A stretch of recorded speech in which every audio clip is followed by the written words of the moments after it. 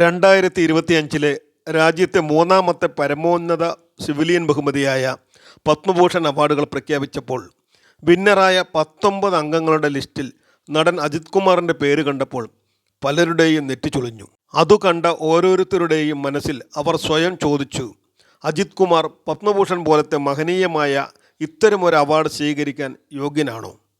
അല്ലെങ്കിൽ എന്താണ് അയാളുടെ യോഗ്യത? 10 സിനിമയിൽ അഭിനയിച്ചതോ? കാർ റേസിംഗിൽ വിന്നറായതോ? എന്തു മാനദണ്ഡം വെച്ചാണ് ഈ അവാർഡിന് അജിത് കുമാർ അർഹനായത്? ഇങ്ങനത്തെ 1000 ചോദ്യങ്ങൾ മിക്കവർക്കും ഉണ്ടായിട്ടുണ്ട്. അജിത് കുമാറിന് പത്മഭൂഷൺ അവാർഡ് ലഭിച്ചത് സിനിമാ അഭിനയത്തിനോ കാർ റേസിംഗിൽ ചാമ്പ്യനായതിനോ ഒന്നുമല്ല. പൊതുവെ പത്മഭൂഷൺ പോലുള്ള അവാർഡുകൾ മഹത്തരമായ സേവന മേഖലയിൽ പ്രവർത്തിക്കുന്നവർക്ക് കൊടുക്കുന്ന അവാർഡാണ്. എന്നാൽ കേട്ടോളൂ, പത്മഭൂഷൺ അല്ല, അതിലും മേലെ വല്ല അവാർഡുമുണ്ടെങ്കിൽ അതും നേടാനുള്ള യോഗ്യതയുണ്ട് അജിത് കുമാറിന്.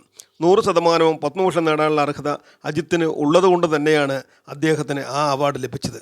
അജിത്ത് ഒരു സിനിമാ നടൻ മാത്രമല്ല, ദീനാനുകമ്പയുള്ള ഒരു വലിയ മനുഷ്യനാണ് അദ്ദേഹം.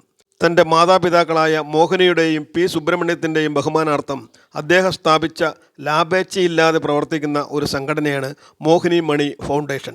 സ്വയം ശുചിത്വം, പൗരബോധം, നഗരവിപുലീകരണം എന്നിവയുമായി ബന്ധപ്പെട്ട പ്രശ്നങ്ങൾ എന്നിവ പ്രോത്സാഹിപ്പിക്കുന്നതിൽ ഈ ഫൗണ്ടേഷൻ ശ്രദ്ധ കേന്ദ്രീകരിച്ചിരിക്കുന്നു. 2000-ൻ്റെ തുടക്കത്തിലാണ് ഈ ഫൗണ്ടേഷന് തുടക്കം കുറിച്ചത്. അഭിനയ ജീവിതത്തിന് പുറമെ വിവിധ ജീവകാരുണ്യ പ്രവർത്തനങ്ങളിലും അജിത് കുമാർ തൻ്റെ സേവനം ഉറപ്പാക്കുന്നു. മോഹിനി മണി ഫൗണ്ടേഷനിലൂടെ പൗരന്മാരുടെ ഉത്തരവാദിത്തം മെച്ചപ്പെടുത്തുകയും സമൂഹത്തിലെ താഴേക്കിടയിലുള്ള ആളുകളുടെ ജീവിത നിലവാരം മെച്ചപ്പെടുത്തുവാൻ അദ്ദേഹം പ്രത്യേകം പദ്ധതികൾ ആവിഷ്കരിച്ചിരിക്കുന്നു. ജനങ്ങളുടെ ഇടയിലേക്ക് പ്രളയവും ദുരിതവും കടന്നു വരുമ്പോൾ അജിത് കുമാർ അധികം ആരെയും അറിയിക്കാതെ കൊടുക്കുന്ന വലിയ സാമ്പത്തിക സഹായങ്ങൾ നമ്മൾ അറിയുന്നില്ലെന്നേയുള്ളൂ. അയാൾ ഒരു പൗരൻ്റെ യഥാർത്ഥ കടമ കൃത്യമായി നിറവേറ്റുന്നുണ്ട്.